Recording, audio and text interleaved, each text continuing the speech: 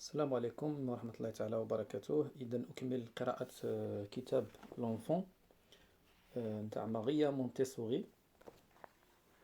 Chapitre, un nouveau chapitre, le silence. Le titre نتاع le chapitre, le silence. J'entrais un jour en classe en tenant dans mes bras une petite enfant de 4 mois que j'avais prise dans la cour, des mains de sa maman, euh, quand, euh, que j'avais prise dans la cour des mains de sa maman. Le petit bébé était tout serré dans ses langes, comme il était d'usage dans le peuple. Il ne pleurait pas. Sa figure était joufflue et rose. Le silence de petit être me fit une grande impression et je voulus communiquer mon sentiment aux enfants. Elle ne fait aucun bruit, dis-je, et j'ajoutai, en plaisantant, aucun de vous ne saurait être aussi silencieux. Je leur montrai que la petite fille avait les pieds émaillotés et serrés. Il y eut une véritable stupéfaction chez les enfants qui me regardèrent immobiles.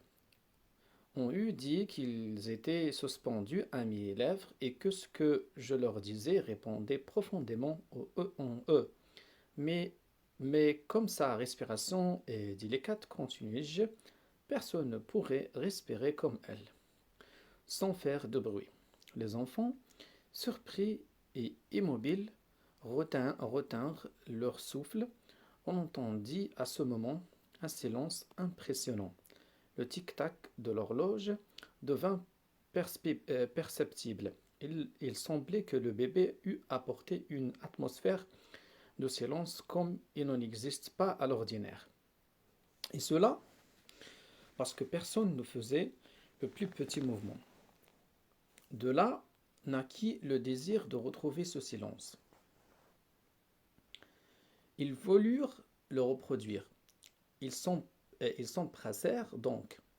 On ne peut dire avec enthousiasme, parce que l'enthousiasme a en soi quelque chose d'impulsif qui se manifeste à l'extérieur. Wa alaykoum salam, akhi marhaba. Et que cette manifestation correspondait au contraire à un désir profond. Mais ils s'immobilisèrent, contrôlant jusqu'à leur respiration. Et ils restèrent ainsi, dans une attitude sereine de méditation. C'est de cette façon que naquit notre exercice de silence. Il me vint un jour l'idée de profiter du silence pour faire des expériences sur l'acuité auditive des enfants. Je les appelais par leur nom, à voix basse et une certaine distance. Ceux qui s'entendaient pas appeler devaient venir près de moi, faisant le chemin sans bruit. Avec 40 enfants, cet exercice d'attente demandait une patience que je croyais impossible. J'apportais des bonbons et des chocolats pour distribuer à chaque enfant qui m'arrivait. Les enfants refusèrent les bonbons. Ils semblaient dire « Ne gâte pas notre belle impression, notre esprit est encore en train de se délecter. Ne nous distrait pas. » Je compris ainsi qu'ils étaient sensibles non seulement au silence, mais encore à une voix qui dans le silence les appelait imperceptiblement, et ils arrivaient lentement en marchant sur la pointe des pieds, avec précaution pour ne rien heurter. Et l'on n'entendait point leurs pas. Il fut clair par la suite que chaque exercice de mouvement dont l'erreur peut être contrôlée, comme dans le cas présent, par le bruit dans le silence, aide l'enfant à se perfectionner. Et ainsi, la répétition de l'exercice peut apporter une éducation extérieure telle qu'il serait impossible d'en obtenir une aussi fine par un enseignement extérieur. Nos enfants apprirent donc à se mouvoir à travers les obstacles sans les heurter, à courir légèrement sans bruit, devenant souples et agiles. Ils jouissent de leur perfection.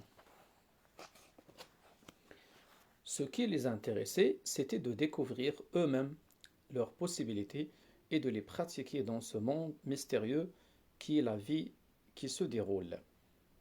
Un nouveau chapitre, les jouets. Bien qu'il y ait eu à l'école des jouets vraiment splendides, mis à leur disposition, les enfants ne s'en servaient jamais.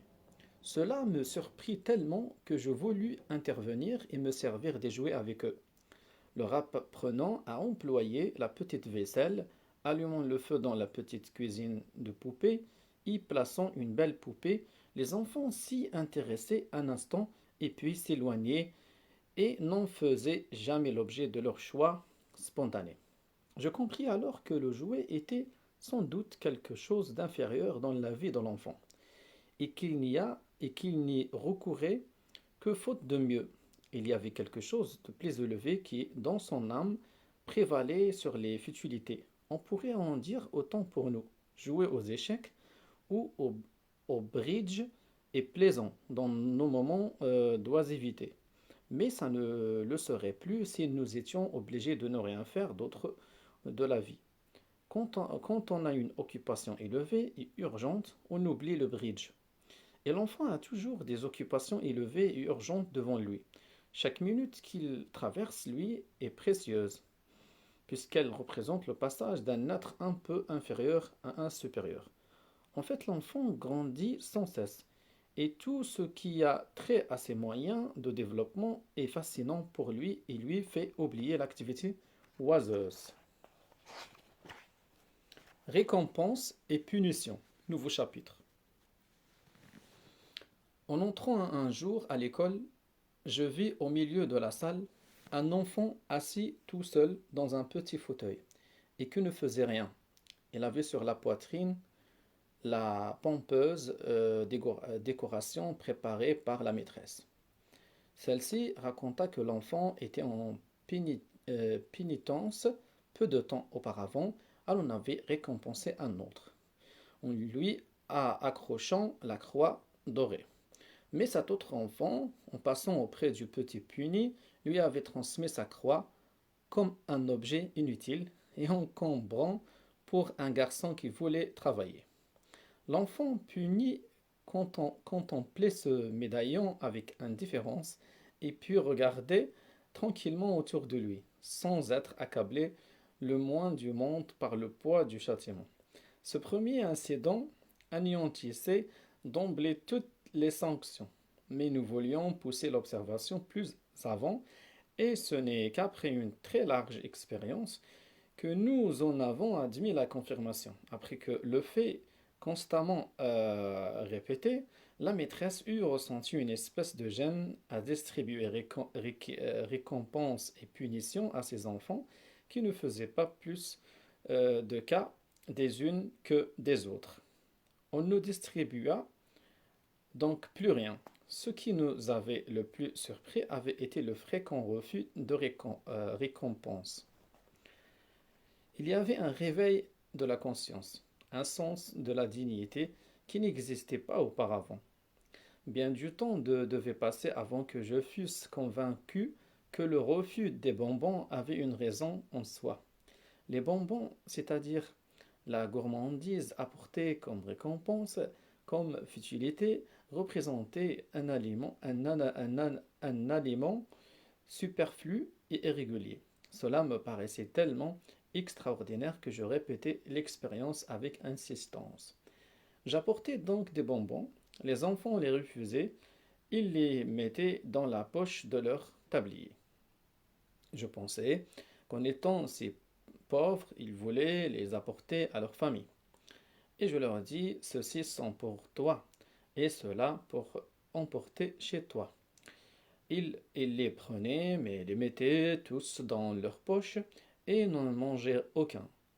Ils appréciaient pourtant le cadeau, car une fois un de ces enfants retenu au lit fut si reconnaissant de recevoir la visite de la maîtresse, qu'il ouvrit un tiroir, en tira un gros bonbon qu'on lui avait donné en classe, et le lui a offert. Le bonbon était resté là pendant des semaines et l'enfant ne l'avait pas touché.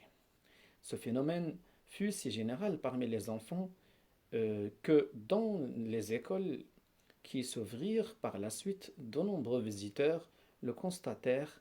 On écrivit à l'époque des livres sur ce sujet. Il s'agit là d'un fait psychique spontané et naturel.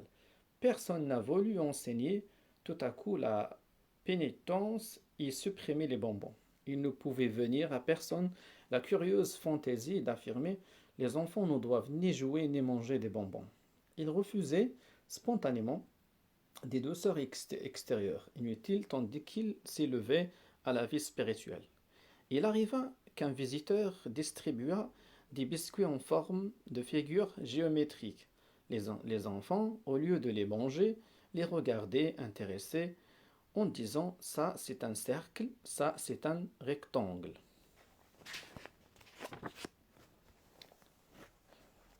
Une autre anecdote est celle du petit enfant qui regardait sa maman faire la cuisine. Celle-ci prenant un morceau de beurre entier. C'est un rectangle, s'écria l'enfant.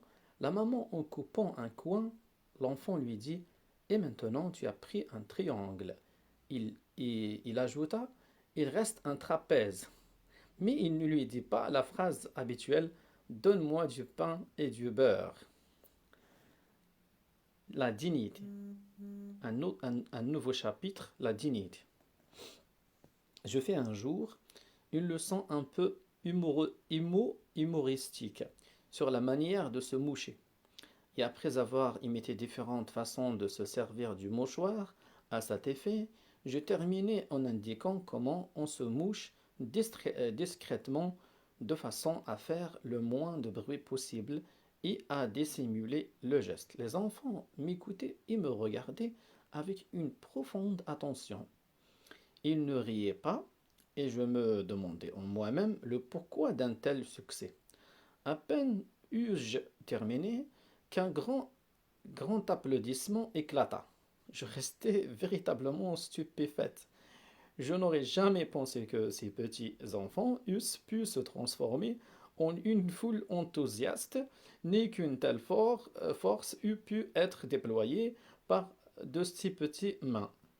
J'eus alors conscience que je venais de toucher un point sensible chez ce petit monde. Les enfants sont, à ce propos, toujours grondés, constamment humiliés. Ce sujet leur fait subir une dégradation permanente, surtout dans le peuple où on leur a donné un sobriquet qui fait allusion à leur nez sale. Tout le monde leur crie dessus, tout le monde les offense. Et à l'école, on leur coud ostensiblement un mouchoir sur le tablier afin qu'ils ne le perdent pas. Mais personne ne leur avait jamais appris comment on devait faire autrement qu'en les euh, bousculant. Or, les enfants sont sensibles à tous les gestes de mépris, dont nous les gratifions, et desquels ils restent humiliés. Cette leçon leur rendait justice, les rachetait à leurs propres yeux, leur permettait de s'élever dans la société. C'est ainsi qu'il me fallut interpréter leur enthousiasme. L'expérience me prouva par la suite que les enfants ont un profond sentiment de leur dignité personnelle. Leur âme reste souvent blessée, ulcérée, au-delà de ce que l'adulte peut imaginer. L'incident ne se termina pas ainsi ce jour-là. Quand je fus sur le point de m'en aller, les enfants me crièrent « Merci, merci pour la leçon ». Et quand je sortis, ils me suivirent dans la rue en une procession, en une procession silencieuse, jusqu'à ce que je leur dise quand vous vous en retournerez. Courez sur la pointe des pieds et faites attention de ne pas vous cogner au coin de mur. Retournèrent rapidement et disparurent comme ils s'étaient envolés. J'avais touché juste dans leur dignité sociale. Quand nous recevions des visites, les enfants se comportaient avec dignité et amour propre. Ils savaient diriger leur travail et recevoir avec un enthousiasme cordial. Longtemps, Longtemps j'en avais douté, tourmentant la maîtresse pour qu'elle ne fait point faire de parade, pas de préparatifs, mais je m'inclinais à la fin illuminée. Ils honoraient leurs visiteurs et étaient fiers de montrer comme ils savaient bien faire. Je ne leur avais pas dit, je voudrais qu'on pense de vous. Ce sont les plus beaux enfants du monde. Ce n'est d'ailleurs pas une exhortation qui eût pu les faire agir ainsi. Mais il suffisait de leur dire, il va venir une visite, comme si on annonçait quelqu'un dans un salon, et tout un petit peuple conscient et responsable, plein de grâce et de dignité, faisait le reste. Je compris que les enfants n'avaient aucune timidité. Entre leur âme et l'ambiance, aucun obstacle n'existait. Leur expansion était complète et naturelle, comme une fleur de lotus qui ouvre sa corolle blanche jusqu'aux étamines et reçoit les rayons du soleil, en exaltant un parfum délicat. Aucun obstacle. Voilà le point. Rien à cacher, rien à renfermer, rien à craindre. C'est tout. Leur désinvolture était faire d'une parfaite et immédiate adaptation à l'ambiance. Une âme agile, active se manifestait au monde en s'y trouvant à l'aise. Elle rayonnait à l'extérieur une chaleur spirituelle qui dissolvait des difficultés opprimantes de l'adulte avec qui elle entrait en contact. Ces enfants accueillaient tout le monde avec amour. C'est ainsi que l'on se mit à leur rendre visite pour recevoir d'eux une impression neuve et revivifiante. Un jour, un enfant s'approcha d'une dame en deuil, appuya sa petite tête contre elle, puis lui prit une main et la tint entre les siennes. Cette dame raconta que personne ne l'avait jamais réconforté comme ses enfants. Une autre fois, la fille de notre président du conseil voulut accompagner l'ambassadeur de la République argentine à la maison des enfants. L'ambassadeur avait recommandé qu'on ne prévint pas de sa visite afin d'assister à cette spontanéité dont il avait entendu parler. Mais il apprit en arrivant que c'était congé et que l'école était fermée. Quelques enfants qui jouaient dans la cour s'avancèrent. Ça ne fait rien que ce soit congé, dit l'un d'eux. Tout naturellement, nous sommes tous à la maison et le concierge a la clé. Alors, ils appelèrent les camarades, firent ouvrir la porte. Firent ouvrir la porte et se mirent au travail. Leur merveilleuse spontanéité fut ainsi démontrée de façon indiscutable. Les mères des élèves me faisaient des confidences sur leur intimité familiale. Ces enfants de 3 et 4 ans me racontèrent-elles, nous disent des choses qui nous vexeraient si elles venaient d'autres que d'eux. Ils nous disent par exemple, vous avez les mains sales, il faut vous les laver. Il faut aussi enlever les taches de vos vêtements. Ils nous donnent des avertissements comme on en a dans les rêves. Et il arriva que ces gens du peuple devinrent plus ordonnés et plus soignés. Ils firent disparaître des appuis de fenêtres les vieilles marmites cassées. Peu à peu, les vitres devinrent brillantes et des géraniums ornèrent les fenêtres de la cour. La discipline.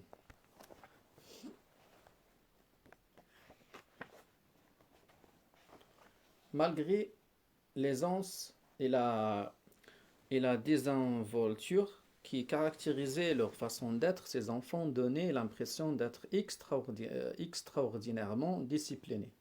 Chacun d'eux travaillait, tranquille, pris par sa propre occupation. Ils évoluaient avec légèreté pour aller changer de matériel, pour ranger leur travail Ils sortaient de classe, donnaient un coup d'œil à la cour, et puis rentraient. Ils obéissaient au désir de la maîtresse avec une telle rapidité que celle-ci disait je commence à me sentir une responsabilité pour chaque mot que je prononce. Quand elle demandait l'exercice du silence, elle ne terminait pas le mot que déjà les enfants étaient immobiles.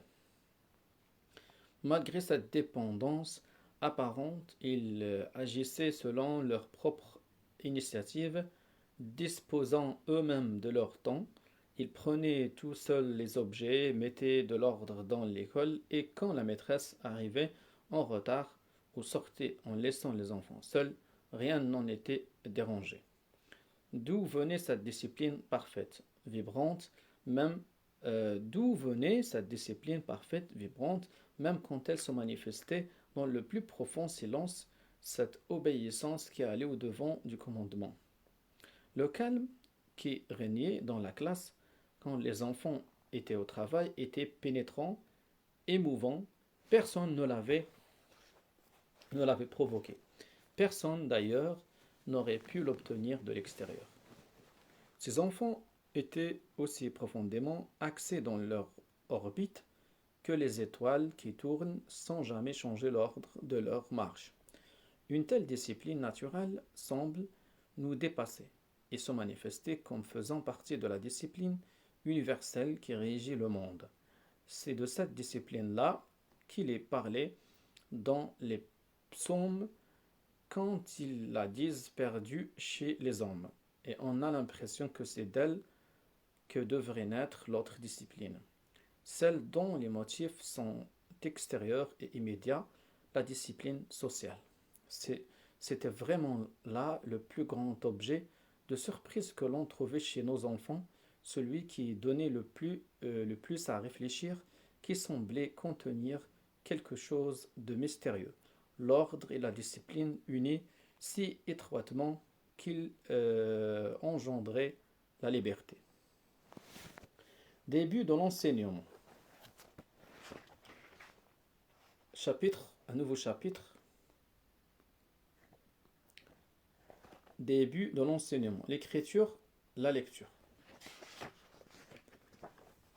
Je reçus un jour une délégation de 2 ou 3 mères. Elles venaient me demander d'apprendre à lire et à écrire à leurs enfants.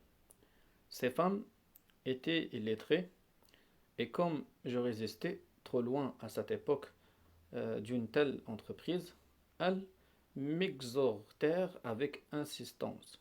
C'est alors que les plus grandes surprises me furent réservées.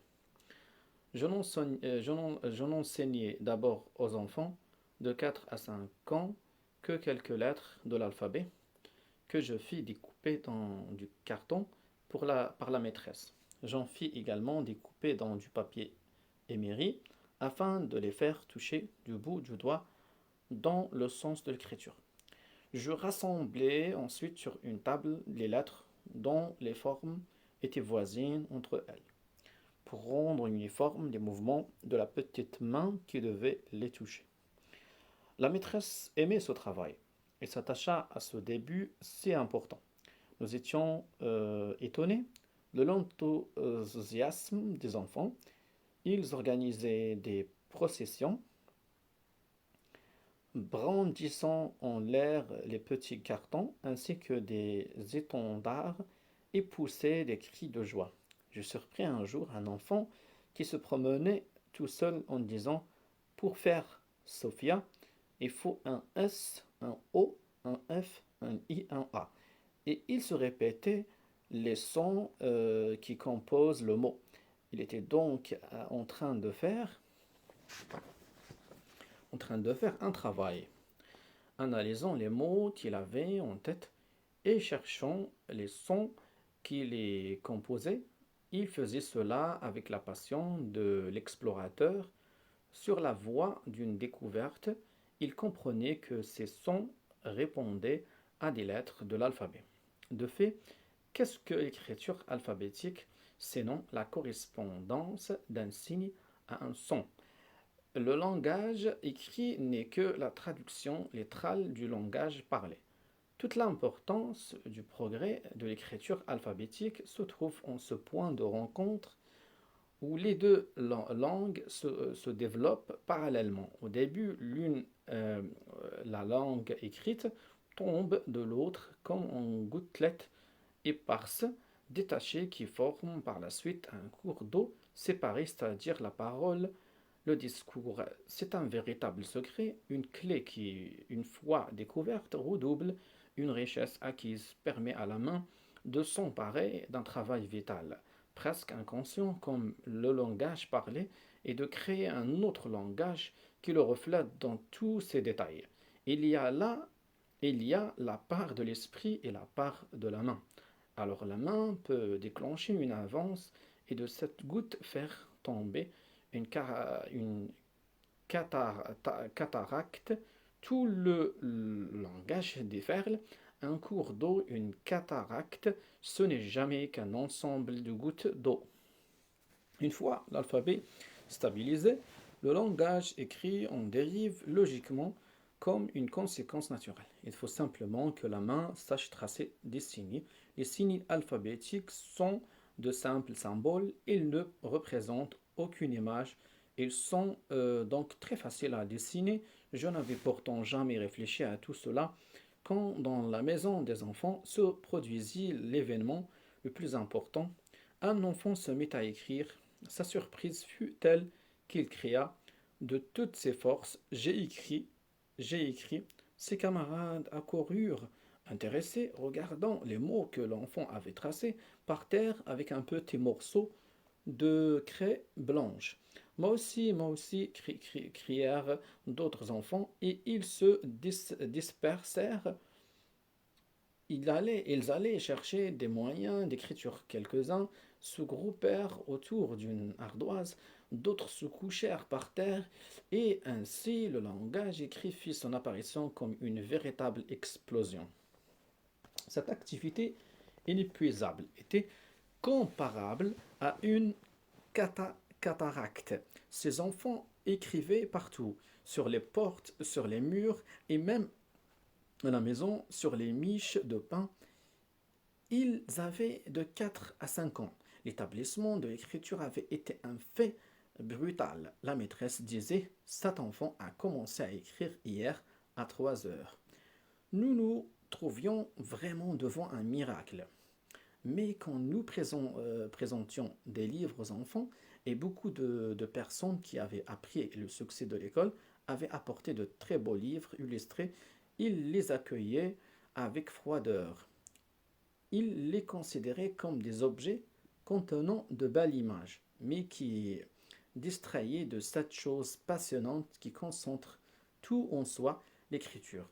Ces enfants n'avaient certainement jamais vu de livre, et pendant un certain temps, nous cherchâmes à attirer leur attention dessus. Il n'était même pas possible de leur faire comprendre ce que c'était que la lecture. Les livres furent donc relégués dans l'armoire en attendant des temps meilleurs. Les enfants lisaient l'écriture à la main, mais s'intéressaient rarement à ce qu'un autre avait écrit. On eût dit qu'ils ne savaient pas lire ces mots-là, et quand je lisais à haute voix les derniers mots écrits, beaucoup d'enfants se tournaient étonnés vers moi, comme en se demandant comment est-ce qu'elle le sait. Ce fut près de 6 mois plus tard qu'ils commencèrent à comprendre ce qui était la lecture, et ce fut seulement en l'associant à l'écriture. Il fallait que les enfants suivissent des yeux ma main qui traçait des signes sur le papier blanc. Ils découvrirent alors que je transmettais ainsi mes pensées aussi bien qu'avec la parole. Dès qu'ils ont eu clairement le sentiment, ils commencèrent à empoigner les morceaux de papier sur lesquels j'avais écrit, pour essayer de les lire dans un coin, et ils essayaient mentalement sans prononcer un seul son. On s'apercevait qu'ils avaient compris quand un sourire venait soudainement épanouir le petit visage contracté par l'effort, ou quand un petit saut les détendait comme par un ressort caché.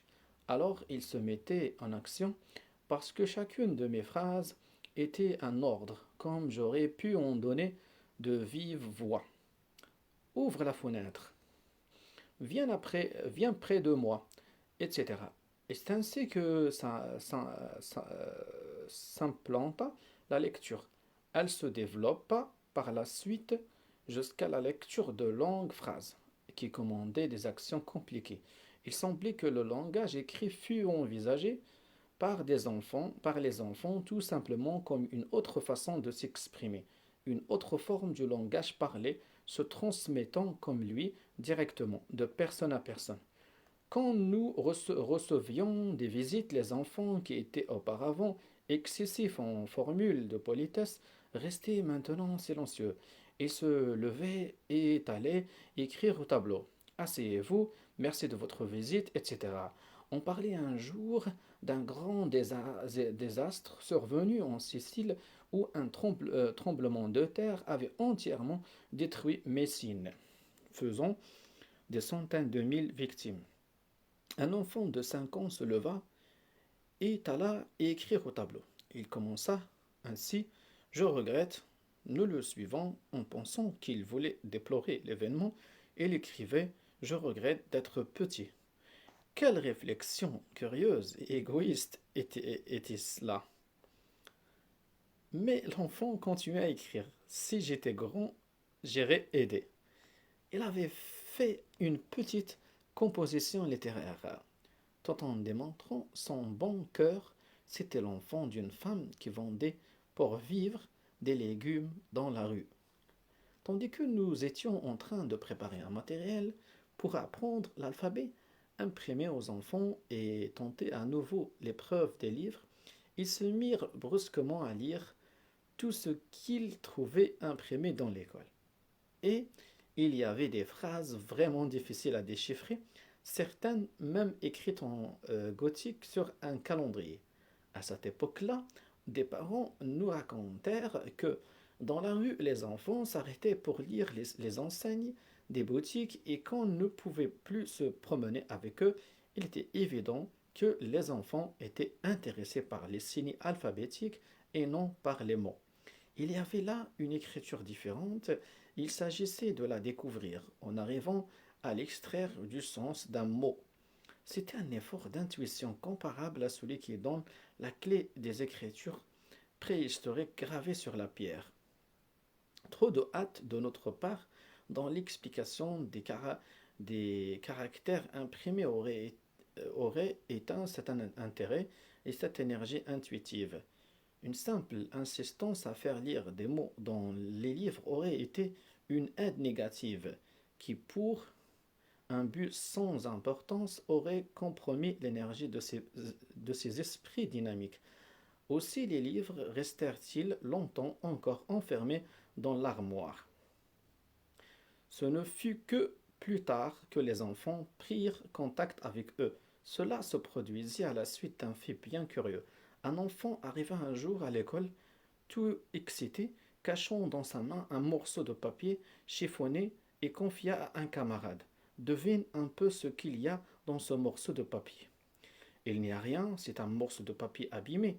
Non, c'est une histoire. Une histoire là-dedans. Voilà qui attira une foule intéressée. L'enfant avait ramassé la feuille. L'enfant avait ramassé la feuille sur un tas d'ordures et il se mit à lire l'histoire. Alors on comprit ce que c'était qu'un livre. Et à partir de ce moment, on peut dire que les livres donnèrent un plein rendement. Mais beaucoup d'enfants ayant trouvé une lecture intéressante arrachaient la feuille pour l'emporter. La découverte de la valeur de ces livres fut vraiment bouleversante. L'ordre habituel en était